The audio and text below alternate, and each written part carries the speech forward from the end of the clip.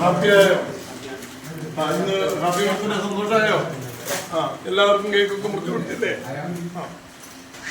പ്രിയമുള്ളവരെ, നമ്മുടെ ഇവിടുത്തെ ഏറ്റവും കാലപ്പഴക്കം കൊണ്ട് ഇവിടെ അന്തേവാസിയായി വന്നിട്ട് ഏകദേശം 24 വർഷത്തോളം കാലപ്പഴക്കമുള്ള ഞങ്ങളുടെ മുരുകൻ ചേട്ടന്റെ 64ാമത്തെ വയസ്സ് അല്ലേ ചേട്ടാ? ചേട്ടൻ ഏത് വർഷമായിരുന്നു വന്നേ? 2003. ഇപ്പൊ എത്ര വർഷമായെന്നറിയോ? 22 വർഷമായി ഇവിടെ നിൽക്കാൻ തുടങ്ങിയിട്ട്.